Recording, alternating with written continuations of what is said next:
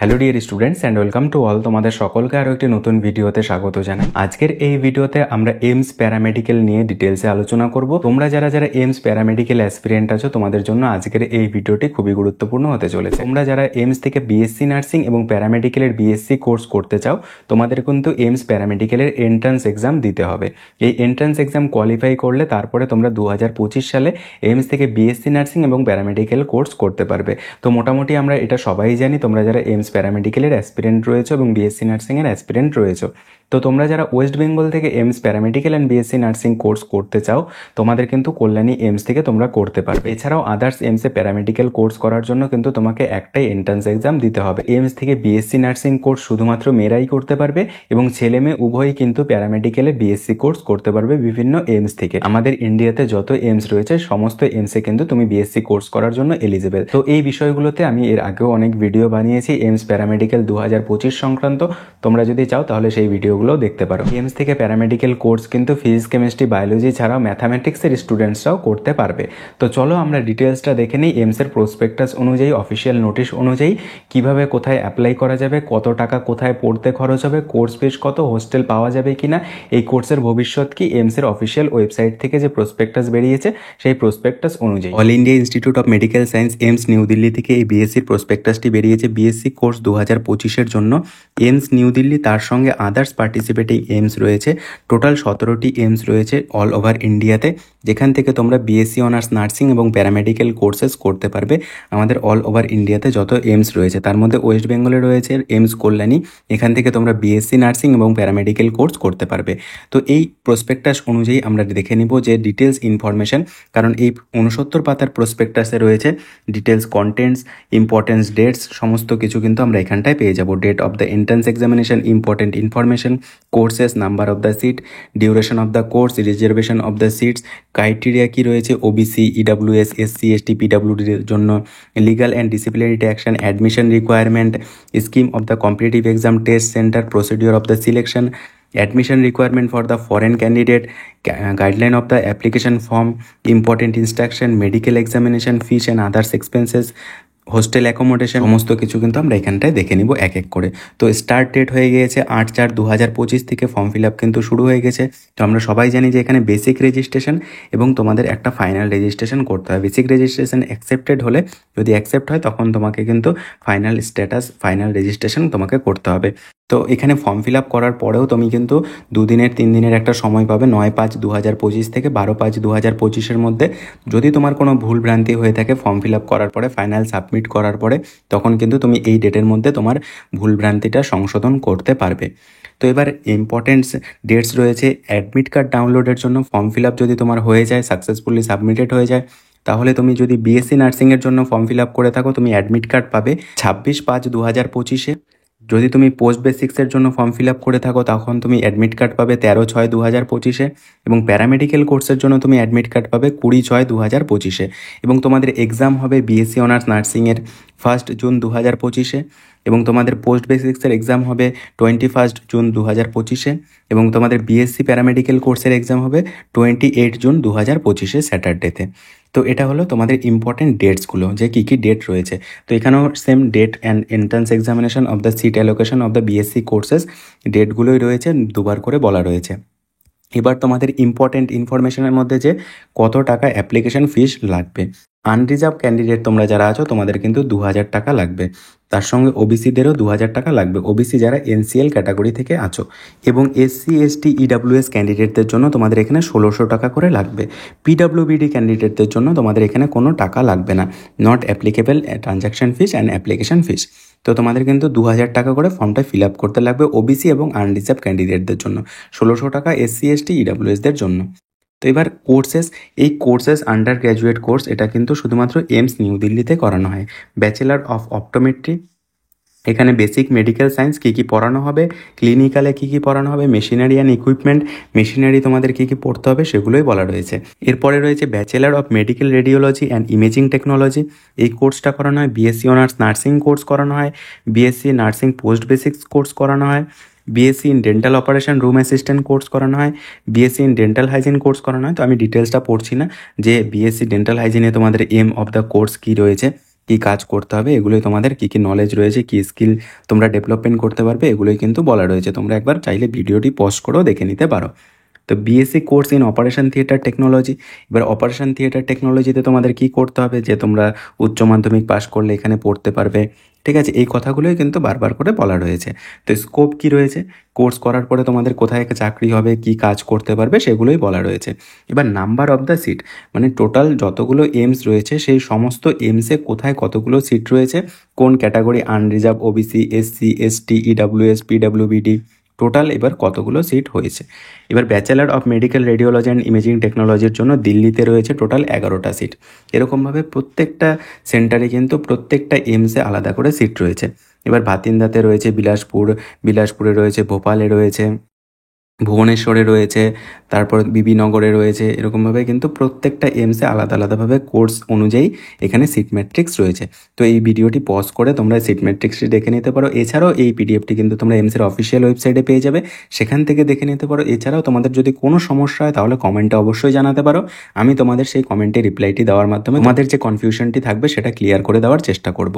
তো এমস কল্যাণীতে কিন্তু আমরা দেখতে পেরেছি যে এবারে নতুন কিছু কোর্স যুক্ত হয়েছে এমস প্যারামেডিক্যালের জন্য। তো এবার বিএসসি অনার্স নার্সিংয়ে কিন্তু এমস কল্যাণীতে 60টা সিট রয়েছে, এবং আদার্স এমসেও কিন্তু তোমরা দেখতে পাচ্ছ যে টোটাল সিট রয়েছে 1291, এবং প্যারামেডিক্যালের টোটাল সিট রয়েছে 680। এই 680 এবং 1291 এটা হচ্ছে বিএসসি নার্সিং এবং প্যারামেডিক্যালের টোটাল অল ওভার ইন্ডিয়ার সিট। এবার বিএসসি অনার্স পোস্ট বেসিক্সের জন্য রয়েছে total seat outside of the candidate, এমসের বাইরে 30টা, এবং seat reserve for the AIIMS departmental candidate রয়েছে 20টা পোস্ট বেসিক বিএসসি নার্সিং কোর্সের জন্য। এবার তোমাদের কোথায় কত বছরের course, duration of the course. তো দেখো প্রত্যেকটা এমস কিন্তু একটা অটোনোমাস বডি, মানে কোনো এমসের সাথে কোনো এমসের লিঙ্ক নেই। পরীক্ষাটা হয়তো তোমরা একটাই দেবে, একটা এন্ট্রান্স এক্সাম দিয়ে বিভিন্ন এমসে অ্যাডমিশন হবে, কিন্তু প্রত্যেকটা এমসে কিন্তু আলাদা আলাদা ক্রাইটেরিয়া রয়েছে।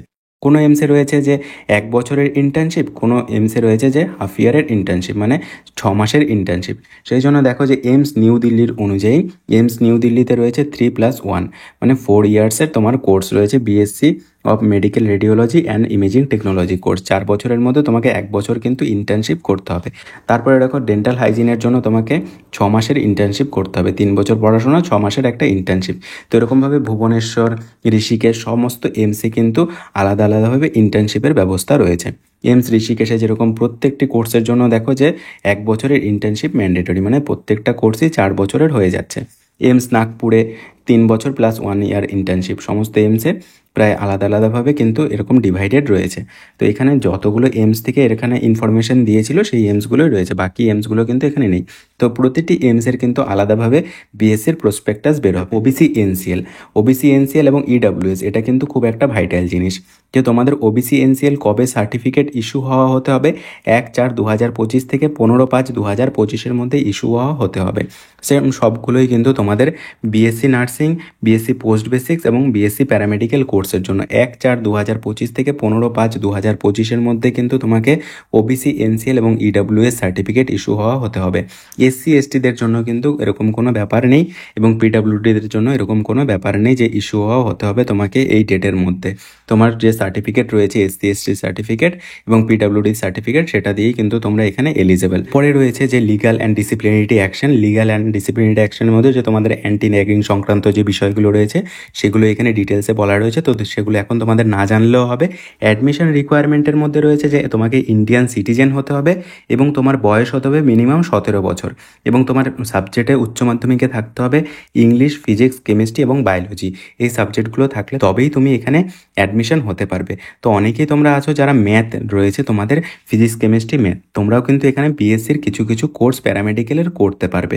আর যারা পিসিবি ক্যান্ডিডেট আছো, ফিজিক্স, কেমিস্ট্রি, বায়োলজি, তোমরা কিন্তু প্যারামেডিক্যালের সমস্ত কোর্সের জন্য এলিজেবল। তো সেই জন্য তোমাদের এর আগের কমেন্টে দেখেছিলাম যে বেশ কিছুজন কমেন্ট করেছো যে আমার ফিজিক্স, কেমিস্ট্রি, বায়োলজি রয়েছে, আমি কি এখানে এলিজেবল। তোমার যদি নাম্বার থাকে যে 55% ফর জেনারেল, তোমার যদি এই মার্কসটা থাকে তাহলে তুমি এলিজেবল। তো সেই জন্য দেখো প্রত্যেকটা এমসের জন্য কিন্তু আলাদা আলাদাভাবে মার্কস ডিস্ট্রিবিউশন রয়েছে, যে 45% ফর এসসি এসটি, ঠিক আছে, যে 50% ফর জেনারেল, এরকমভাবে প্রত্যেকটি এমসে, যেমন ভুবনেশ্বরে বলেছে 50% ফর জেনারেল ওবিসি এনসিএলদের জন্য, আবার 55% for general OBC NCL, and 50% in case of SC ST। এটা আবার ফর BSc নার্সিংয়ের জন্য, ফর এইমস নিউ দিল্লির জন্য। প্রত্যেকটি এইমসের প্রত্যেকটি কোর্সের জন্য কিন্তু আলাদা আলাদাভাবে রয়েছে। তো এটা যখন তোমরা আলাদা আলাদা সেপারেট ইনফরমেশন বুলেটিন পাবলিশড হবে আলাদা আলাদা এইমসের জন্য, তখন তোমরা এখান থেকে ডিটেলস জানতে পেরে যাবে। এছাড়াও এইগুলো তোমরা দেখে নিতে পারো, এইমস নাগপুর, এইমস বিলাসপুর, যোধপুর, বিবিনগর, রায়পুর, সমস্ত এইমসের জন্য যেগুলো লেখা রয়েছে যে ইনফরমেশন বুলেটিন অনুযায়ী তোমাদের পার্সেন্টেজ কত থাকতে হবে উচ্চ মাধ্যমিকে। BSc পোস্ট বেসিক্সের জন্য কিন্তু তোমাদের diploma in general nursing midwifery থেকে যদি তোমরা মিডওয়াইফারি কোর্স করো, তখন তোমরা এখানে post basics BSc nursing course করতে পারবে। তো এবার তোমাদের এক্সামটা কীরকমভাবে হবে? BSc নার্সিং কোর্সের জন্য কিন্তু তোমাদের ফিজিক্স, কেমিস্ট্রি এবং বায়োলজি থেকে থাকবে 30 করে 90 নাম্বার, এবং জেনারেল নলেজ থেকে থাকবে 10 নাম্বার। কিন্তু প্যারামেডিক্যাল কোর্সের জন্য কিন্তু তোমাদের এই 10 নাম্বারের কোনো ব্যাপার নেই, তোমাদের শুধু 90 নাম্বারের পরীক্ষা হবে।